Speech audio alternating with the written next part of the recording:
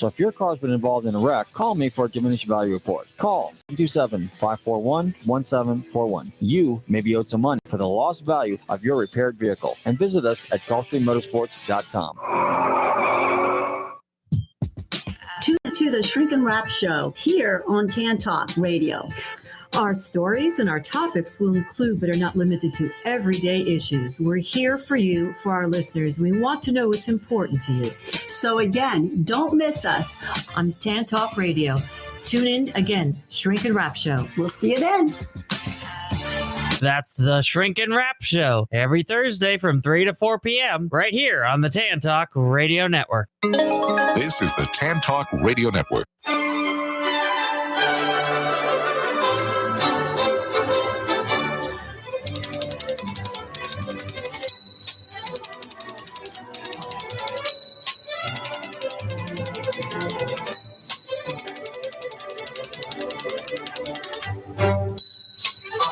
Hi, this is Patsy with a Z. Welcome to Joy on Paper, a program for writers and those who dream of writing, and for everyone who wants to know the story behind the book. And boy, oh boy, do we have a good story behind the book I'm going to be talking about right now. It is, well, I got exhausted just reading this book. It is so interesting, and I'm so happy to welcome Marianne Bohr to Joy on Paper. And the name of her book is The 20, One Woman's Trek Across Corsica on the GR20 Trail. Hi, Marianne. Hi, good morning. Whoa, I got tired. I don't know how you did this trek. I mean, it is incredible. Thank you. Amazing. And then you get to write this wonderful book because you are a very observant walker. You don't just walk, you also notice everything. My goodness gracious. I mean, I would be chugging along, breathing hard. Right. I wouldn't care about anything. But you're looking at nature and you're looking at trees and you're noticing things, which is what makes this such a fun book. Well, thank you. I mean, it's one way to take your mind off of, what your lungs and your legs feel like. Just looking around and trying to, remember what you're seeing and doing. Well, let's tell the people what this trek is and where it is. Of course, most people I don't think could find, most people can't find Europe on a map. Let alone Corsica. And most of the people who are going to be interviewing you for this great book have never been to Corsica, but I have. That's right. Yeah. You have? Because. Oh, wonderful. Because I am a Napoleon nut. I have over 200 books about Napoleon. Oh my goodness. Going all the way back. I think one of my books is 1820 is my oldest Napoleon book. Oh, wow. So you can imagine I had to make that journey. You had to go to his birthplace. Yes. Yeah, I had to. It's just, as a matter of fact, the wonderful thing, my husband was in the military, and now he's Israeli, so he didn't really care about Napoleon, but I had been obsessed with Napoleon since I was a kid. And so I could travel all over Europe. All I had to do was tell my husband there was a battlefield, and he would take me.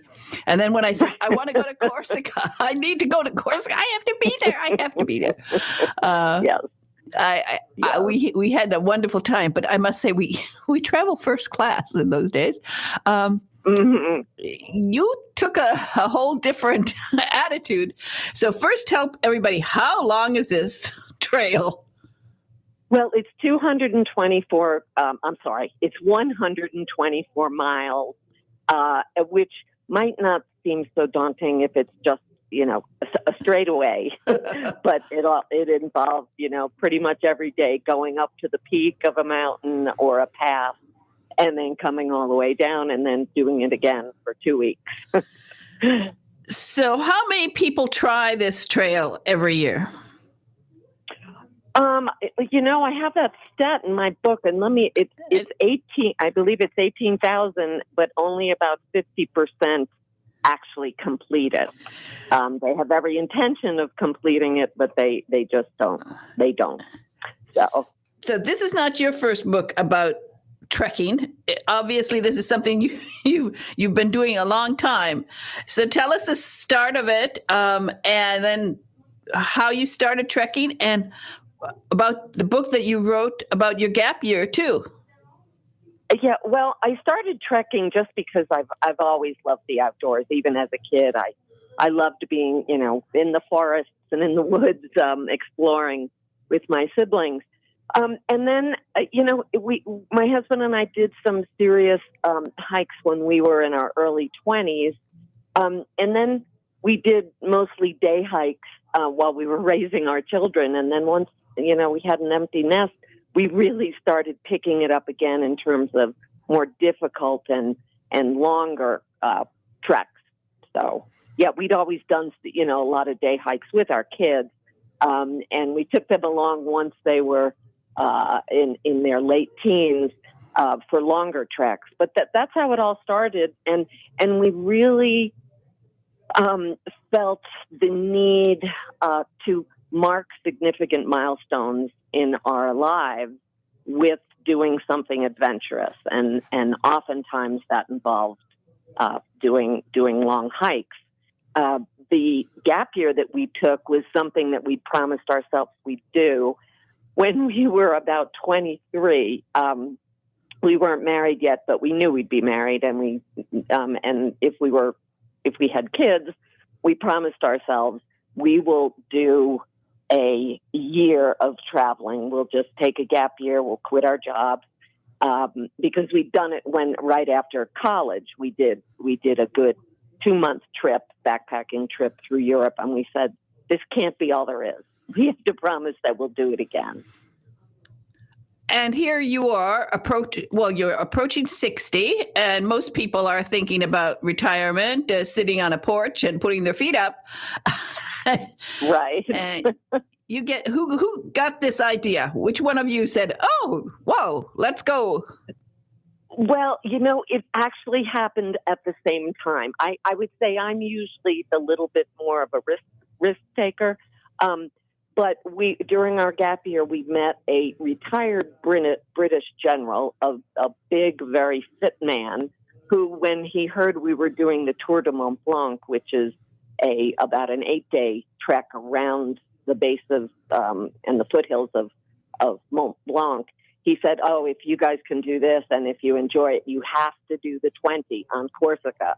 And I'd never heard of the 20 before. Of course, I knew about Corsica, but I'm a Francophile and have been for a very long time. And I knew about the GR system, which in French, really, the words grande randonnée really mean big hike. And so we said to ourselves, we want to do, we'll do the GR20. I mean, the general told us we should do it, so we have to listen to him. So yeah, but I'm usually more the driving force behind these adventures, and my husband almost always says, "Sure, let's do it." So. Well, any hike, of course, is also a logistic problem. You have so many things to plan, what you're taking, the research in advance, and of course, in your case, you also decided to join a group as opposed to just doing it yourself. So tell us how that came about.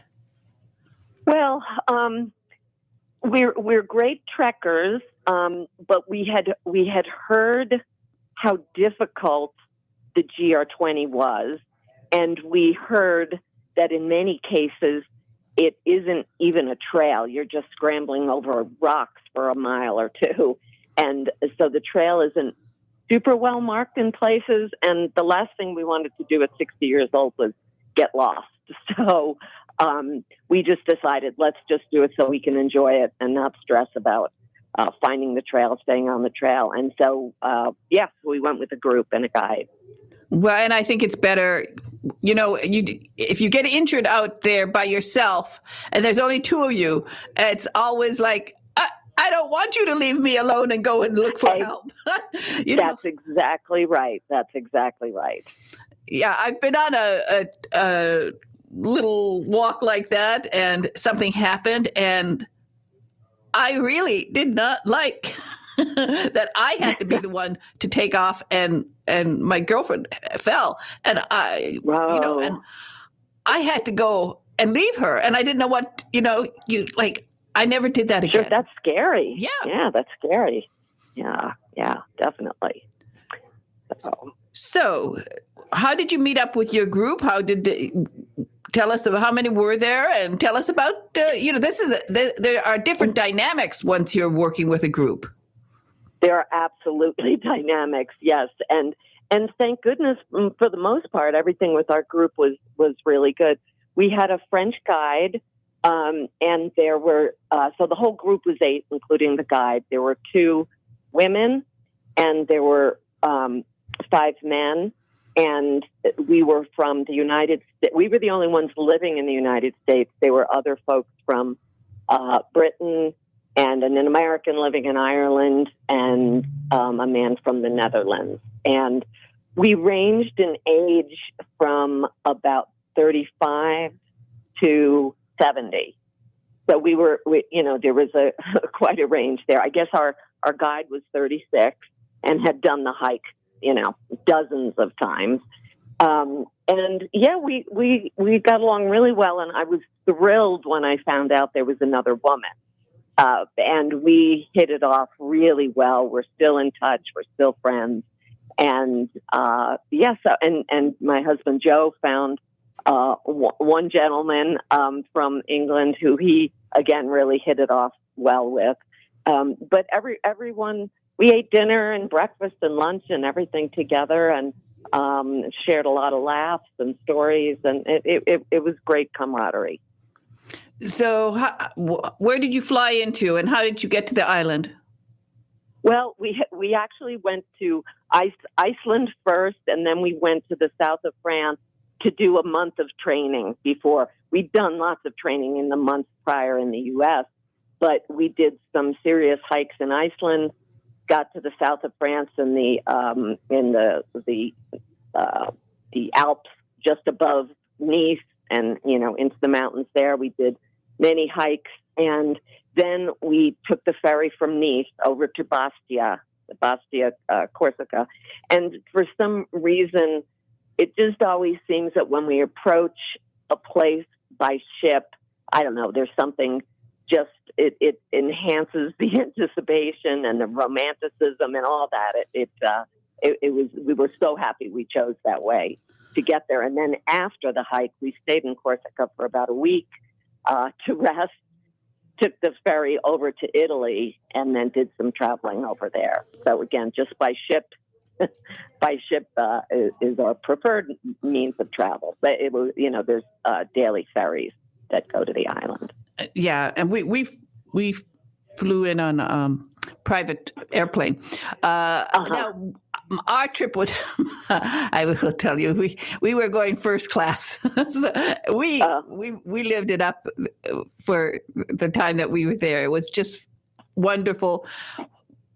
Tell us, I enjoyed, of course, being in Corsica because of Napoleon, and because I'm very, very knowledgeable. I was able to speak to them, and of course, they loved all of that. Right? Yeah, I bet. Oh, I mean, yeah. it was just so much fun. Yeah. But how did you feel about the Corsican people, and what was your interaction with them when you started the trip and during the trip? I wish we had the opportunity to interact more, but it was pretty much just before the hike in an inn that we stayed in, and then after we treated ourselves to a really nice hotel for 3 days of rest. So we interacted with some Corsicans then. We met a couple on the trail, and I met one when I went off by myself in a restaurant, and they were absolutely lovely. And because I speak French, it was most Corsicans also speak French besides Corsican, and some Italian. So I was able to converse with them, and they were lovely. But I know in their culture and their nature and what they're taught. I mean, they're very, as I'm sure you know, they are very independent, and they consider themselves Corsican. And you just really, if you really push them, they'll say they're also French. But they like to think that they're very independent. And Corsica really does have its very own culture. Oh, definitely. And you're right. You just keep calling them Corsican, and you'll always get a second helping of everything. Yes. Yes. And free drink. The food is extraordinary. I don't suppose you got that. Well, what did you eat on the trail? How did you, what exactly, how much did you carry poundage wise of each of you? Poundage wise, our packs were about 35 pounds. I mean, we really stripped down to the basics. You know, we had essentially 2 hiking outfits that we would alternate, because at the end of each day we'd wash them on and, have it dry. We had a little something, I had a little sundress. My husband had a pair of shorts, for evening when we were having dinner. Very basic dinners, very simple dinners, but they were absolutely delicious. Some of them were Corsican specialties, like veal stew, and we had a lot of bread and desserts, simple desserts, but made with chestnut flour, because there are chestnut trees all over the island. We had a lot of pasta with, fresh vegetables mixed in. So kind of just high carb, stick to your ribs kind of food. And there was always wine and beer. That's true. I think it's so inspirational what you did. And I love very much the quote that you have right in the front of the book. And it's really something I've been talking to people a lot about. One of the things, of course, I've been happy that in many ways, Joy on Paper has been great for authors, because not only do I get to review their books, but I also encourage listeners, and quite a few of my listeners have written books now, and many participated in NaNoWriMo. They're starting to realize that it's so great to leave a record behind for yourself, for your children, for your great-grandchildren 100 years from now.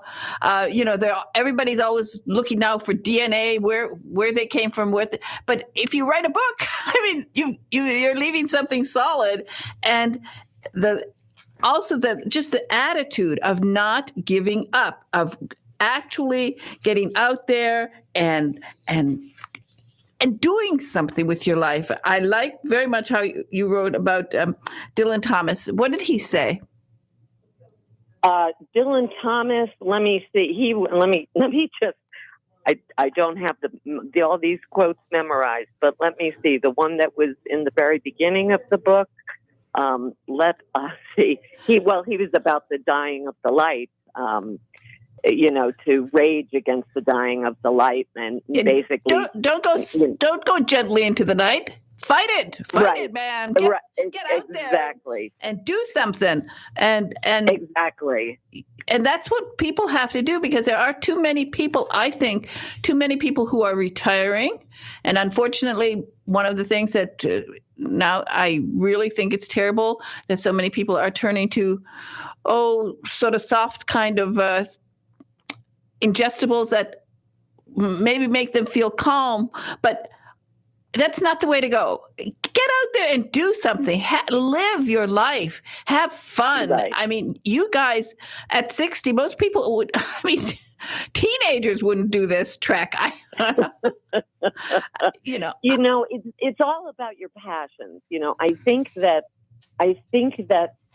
in many cases, the things that you loved as a young person, sometimes you have to give them up in the middle of your life when you're, in your building your career, working hard at your job, raising your children, being on the PTA board, whatever. And then when you have some time back to yourself, discover those passions, whatever they be, whether it's hiking or painting or, scuba diving, why not continue? It's you now have time, so you have to, like you said, go live life. but discover sometimes it's like remember what those passions were.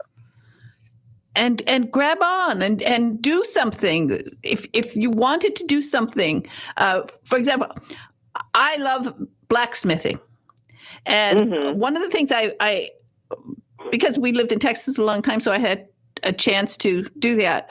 And I tell people, if you are frustrated, if you have anger issues, if you have just get out there and go to a blacksmith and learn how to make things, with iron. And boy, it makes you feel so good. And you're so proud of yourself when you make these beautiful things out of iron. Do something. Exactly. I mean, use your creativity, use your energy, use your brain. And it's also a good way to meet people. But yeah, you can't just sit around.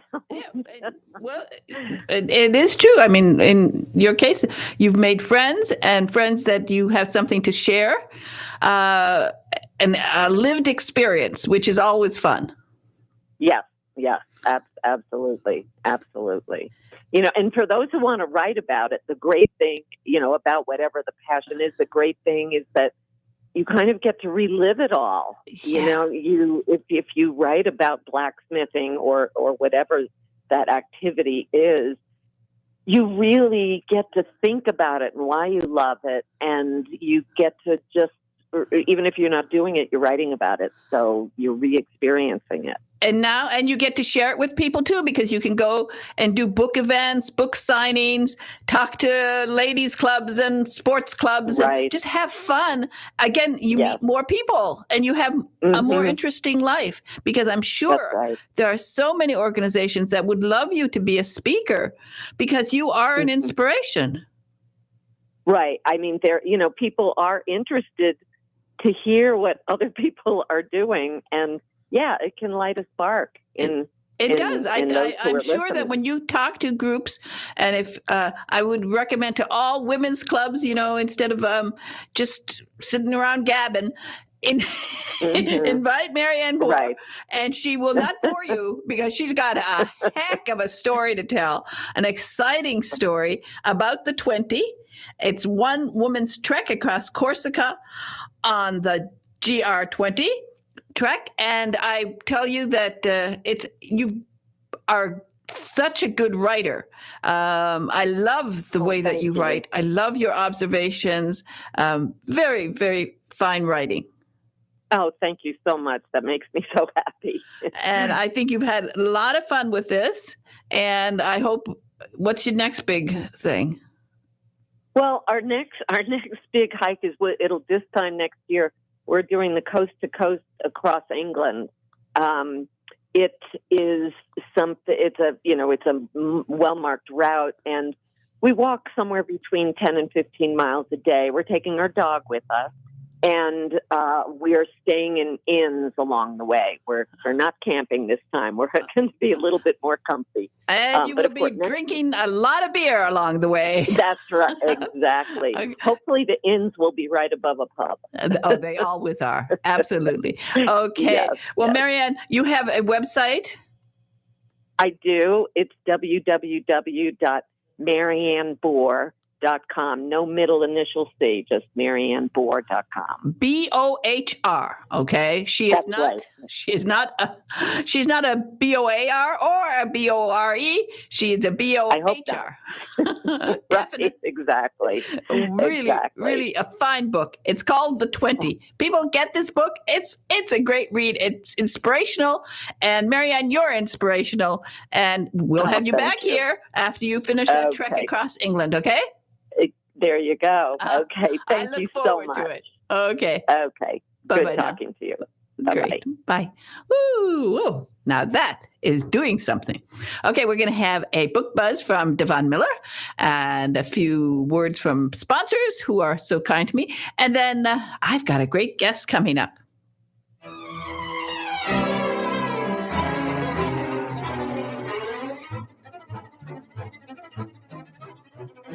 Hey everyone, it's Devon Miller, author and illustrator of the Mr. Tickety Tock Clock children's book series, reporting for Joy on Paper with the latest on children's book buzz. The library is one of my favorite places to visit. So many books by so many different authors. But what happens if you take every word from a book to heart?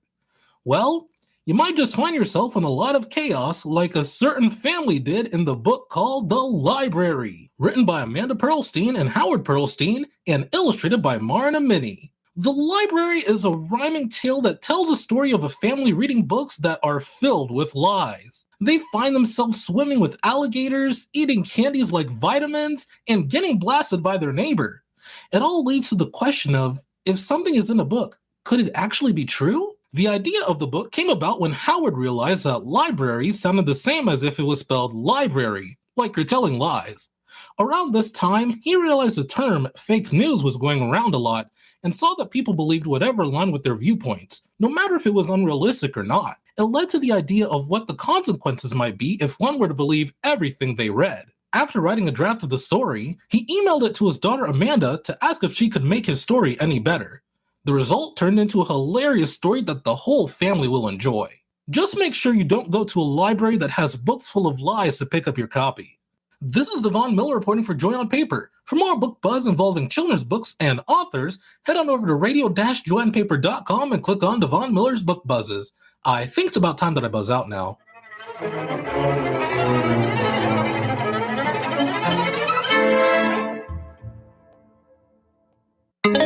This is the Tan Talk Radio Network. Have you ever faced disaster? The Red Cross is always there for you. The Red Cross responds to a call for help every 8 seconds. They have never turned anyone down. Now they need your financial support so that they can be ready to help you when the need arises. Donate online at redcross.org. Thank you.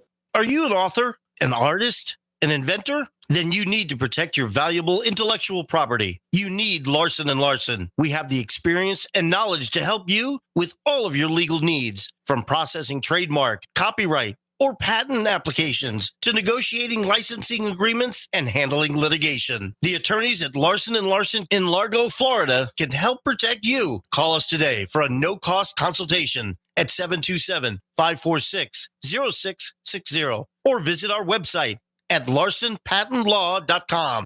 Do you dread being called on to speak at meetings or family functions? Have you envied those who can sway an audience with well-chosen words? Do you know that people who speak well earn more money, earn more rewarding careers? Gain the confidence to master any speaking situation. Toastmasters will allow you to find your voice. Go to toastmasters.org to locate the club nearest you. This is the Tan Talk Radio Network.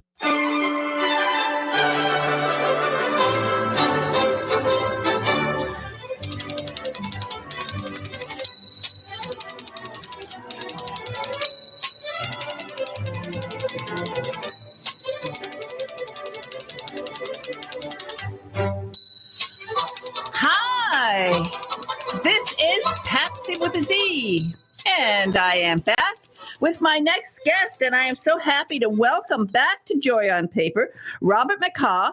The name of his book is Retribution, and boy, oh boy, is it a good book. Hi, Bob.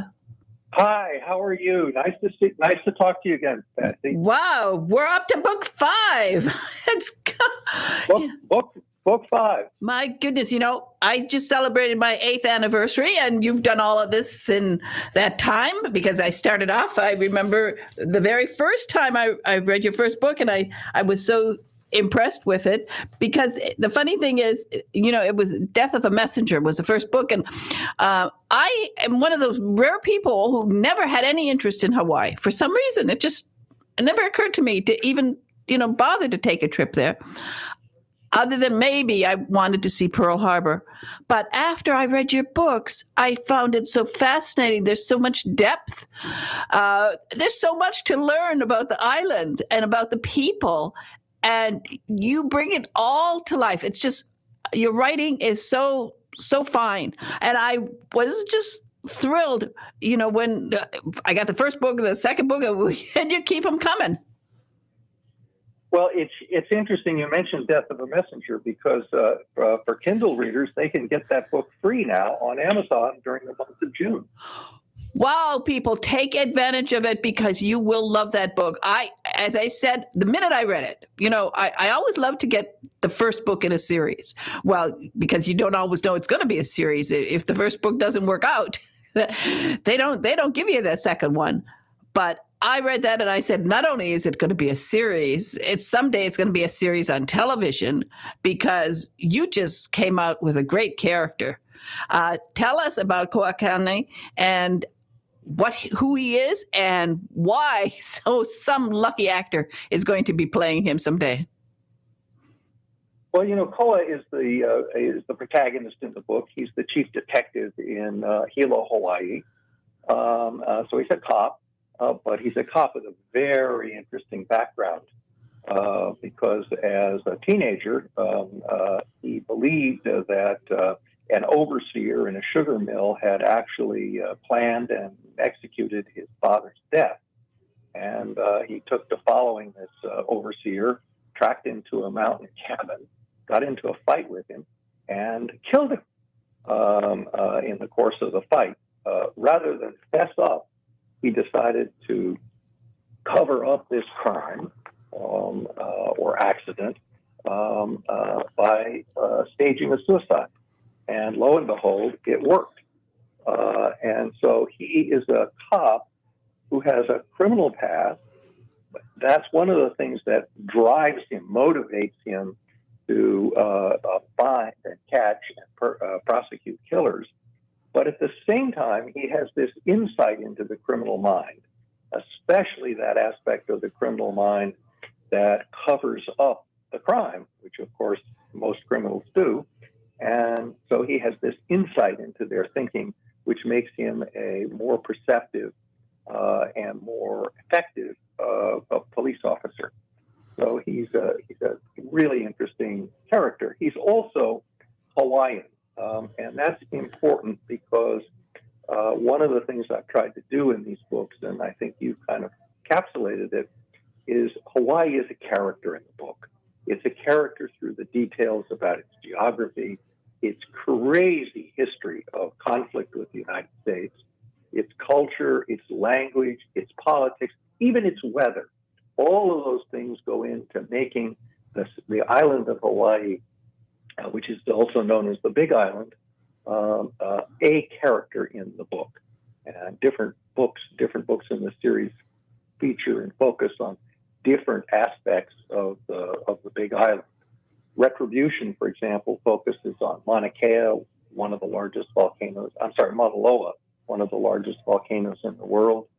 South Point, which is the southernmost point in the United States. Punaluu, which is one of Hawaii's black sand beaches. And of course, the Thurston Lava Tubes in Hawaii Volcanoes National Park. So in each case, I explore a little bit of the history and try to bring those places alive. Well, you certainly do. And, Hollywood has been in love with Hawaii for years, all the way back to Leon Uris and Magnum and Hawaii Five-0.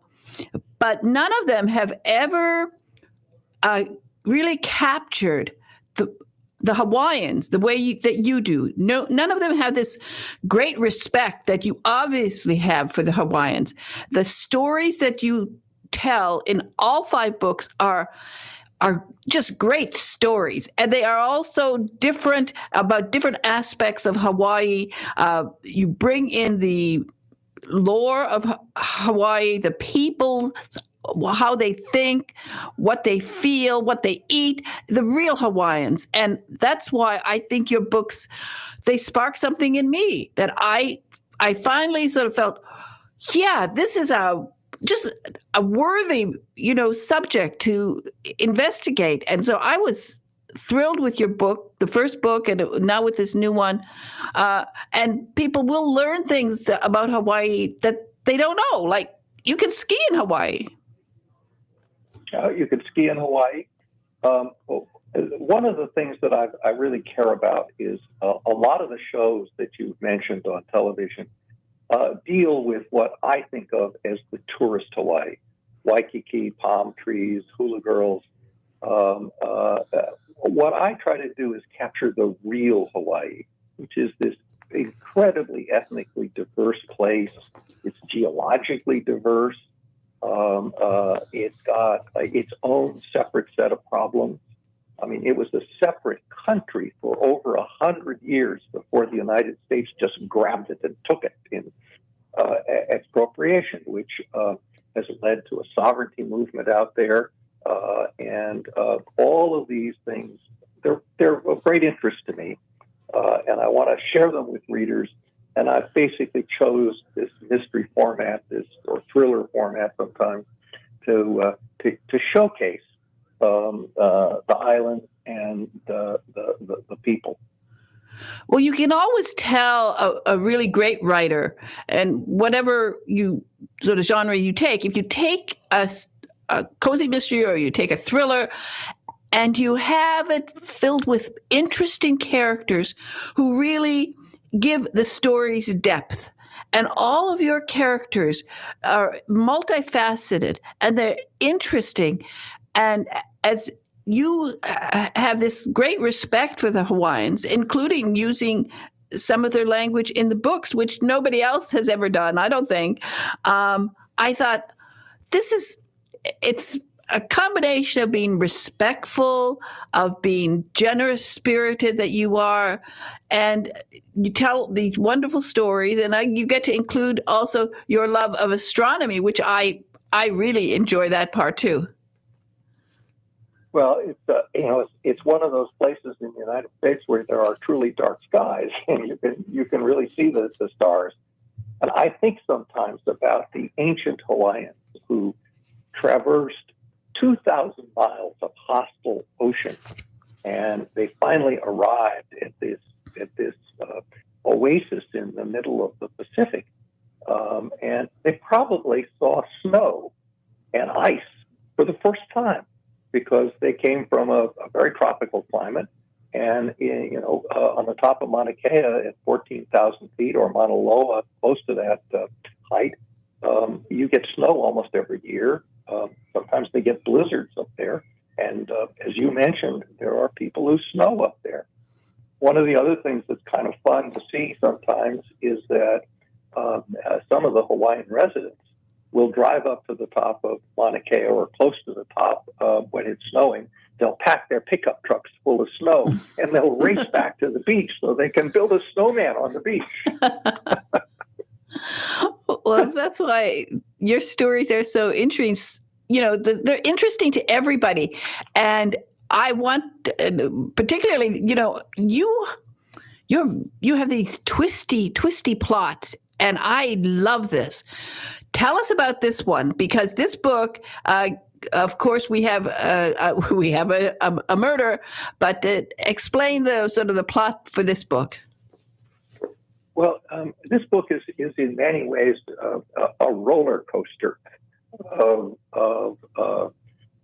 a crime, and what starts out as an effort to kill a police officer in Makanui who survives the attack, and to frame Koa's brother Aikeka for a murder he didn't commit, snowballs slowly into an attack on the whole law enforcement community, on the prosecutor, on Koa's wife, or not his girlfriend, and on his lawyer. And as this series of attacks grow, Koa begins to perceive that he is the real target here, and that this crazy set of attacks is not going to end until he faces down whoever is behind this. And of course, that's one of the great mysteries in the book, is who is behind it. And it ultimately comes to a pretty dramatic conclusion in one of my favorite places on the Big Island, the Thurston Lava Tube in Hawaii National Park, Hawaii Volcanoes National Park. It's a great ending. And what I also love in your books is you talk about places, real places, like restaurants and places that people can go. Absolutely. Actually, one of the thrilling things about being an author and writing these books is that people have come up to me and said, I went to such and such a place when I was in Hawaii, and I felt like I was there for the second time. That's a real tribute to the author because I captured something that is real about that place. Whether it's one of the covered sidewalks in downtown Hilo, which kind of have their own atmosphere, or the top of Mauna Loa, which has drawn historical expeditions from the first time of Western contact to Punaluu, which is one of these black sand beaches. It's a beautiful little beach. Everybody thinks of it just as a beach, but it has a history and it has a unique environment. And I try to capture that aspect of it. The same thing is true of South Point. I mean, it's a very interesting spot. It's probably where the first Hawaiians landed. There are some ancient fishing sites and shrines there. But it also played an important part in the lead up to World War II. There was an airstrip there. It was the refueling point on the flights from the West Coast to the Philippines or to other places in Southeast Asia. Again, I try to bring that history in so that people appreciate that this is a very complex and very interesting place. Well, you do. And the thing is, now, I don't know, has somebody optioned it yet? Well, I'm waiting every day. You're waiting every day. It's going to come. Okay, the call is going to come because, Bob, you're just such a great writer. And as I said, because of this great respect that you have for the Hawaiians and wanting to tell their story and wanting people to understand them better, I think you have a great winner in this series. This is book 5. You're going to be doing it for a long, long time. When you get picked up, will you do me a favor and announce it on Joy on Paper? Because I don't get a lot of breaking news, but if that would be a real scoop for me, for you to come on and say breaking news, and it is that you've been picked up and they're going to film this because, first of all, they're going to love filming this. The diversity of the plots and the different crimes that are involved and all of that, it makes it will stand out from all of the other programs that people have seen about Hawaii. And you're right, the other ones are all that tourist, and which is why I never wanted to go there. I never had the slightest inclination of going over there and with all those hotels, and that wasn't me. This is me. This is what I love. And I do feel like I'm in Hawaii when I'm reading your books. So will you do that for me? Will you do breaking news right here on Joy on Paper? I would love to do breaking news on Joy on Paper. That would be fun. You've been so supportive of the books, and I appreciate that. So I'm looking forward to that date. I think I might have gone there around the time of book 3, but then this pandemic thing hit and nobody was traveling. But I'm going to get there. I think you'll end up being like, people go to Hemingway's house. Everybody comes here to Florida. They go to the Key West to visit Hemingway's house. You have to look forward to once they take this and make it into streaming video and it becomes a big hit. People are going to come over to Hawaii and look for your house. Now I do. Well, as they say sometimes, from your lips to God's ears. Now you don't have a beard, right? Have you grown a beard? I don't. Huh? Well, maybe you have to do something. Do a mohawk so that people will. I don't know. They'll want to look like you because you are just a fantastic writer. It's going to be, as I said, a wonderful series when it happens, and it will happen for you. I'm 100%. I was sure of that. I think around page 10, I said to myself, "Am I in a movie?" I said, "I'm not in a movie. I'm reading a book." I'm reading a book, but I was sure I was in a movie, and you're going to have. And I don't know if there's a Hawaiian actor right now famous enough. Well, they'll make him famous because you have to have a Hawaiian actor for this. This is a part that some Hawaiian guy is going to just love. Well, that's important, as you pointed out. It's a part of my respect for the Hawaiians and for their culture and for their language. I mean, if you sit in an audience and listen to a Hawaiian speaker, it is a marvelously lyrical language, and it's even if you don't understand it, it's almost like listening to music. And I'd love to see that on the screen. Me too. The real Hawaii with real Hawaiians who,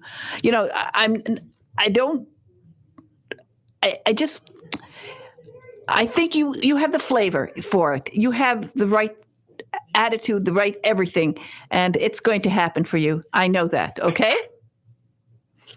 Okay. Okay. Well, I'm going to keep pushing it because I want somebody in Hollywood to realize they've got a winner on their hands. And now this book is called Retribution. I love it. I think it's a wonderful, wonderful story. Very complex, lots of fun, and it's by Robert McCaw. And you have a website. Do you want people to go to? www.robertdmccaw, that's MCCAW.com. Okay, people, get this book, and the one that's free on Kindle is for June, right? For June, Death of a Messenger. And that first book, as I said, right there, by page 10, you know that you're going to love this author. And Bob, it's always a joy to talk to you, and I want to thank you so much for being on Joy on Paper. Did you finish book 6 yet? Or you're working on it? Not yet. I'm working on it. I know. But thank you for having me. Thank you for having me on. It's really a wonderful way to communicate with you and with readers, and I really appreciate it. Well, we love you here at Joy on Paper, and we're looking forward to having you back here to break some news for us, okay? Okay. Okay. Bye-bye now, Bob. Bye. Bye-bye. All right. This is a great mystery. I mean, he is so good. He's such a great writer, and it's called Retribution, and you will love it, and it's lots of fun. Yep, definitely. You must get this book. Now, today is June 6th, and for many of us, what I would say for tens of thousands of Americans, perhaps hundreds of thousands of Americans, they know where a member of their family was 79 years ago today. 79 years ago, I know exactly where my father was. I know exactly what he was doing. Over the years, it was very hard to get him to talk about D-Day. That greatest generation, they did not talk about D-Day. They just did it. For them, D-Day was a do-it day. They did what they had to do. I know one thing I will be doing today. I will be rereading one of my favorite D-Day books, and it is by a local author, Tim McGee, and it is called Worthy McGuire. Now, I love this book because, I read a lot of military books. I've read so many books about D-Day. But sometimes, first of all, a lot of them are very big and thick, and sometimes they're maybe overwhelming just because the tragedy of what happened there. That people, you have to understand, 11% of the Allied forces died. I mean, it was a horrible thing what happened. And what our brave soldiers faced. So I would love to recommend Tim McGee's Worthy McGuire. It's about a vet, a World War II vet, who made a promise on D-Day. He made a promise that he wants to keep. And his family's not crazy about it. He's old. He's an old guy now. But he wants to keep this promise. So he decides to take a trip from Detroit to Normandy. And he needs help. He needs his family's help. They're not really all that keen on it, but eventually everything falls in place, and they get this wonderful, wonderful family dynamic that was missing from the beginning of the book. And you will love this book, Worthy McGuire. It's a worthy book. And there are more coming because the character of Worthy McGuire is so interesting. Again, this is a book that should be made into a film. I would love to see this made into a film. It's a Hallmark kind of warm-hearted story about D-Day with not too much blood and guts because, it's just a story of a brave man, one of many of our greatest generation who stormed those beaches 79 years ago today. For me, it's always a heartbreaking day. I think of my dad so much. I was so lucky. He was so good. He was such a great man. And always just stood out among men because he always stepped forward. And that's why he was called No Danger Al. He would walk in front of his men, because he's the oldest in his troop, and he'd walk in front of his men down a road, and he would always be out front looking for a landmine. And he would always turn around and look at his men, and he'd say, "No danger," and they would follow in his footsteps. So I want to play this song for him, and all of us should remember D-Day and remember our families and be grateful for what we have.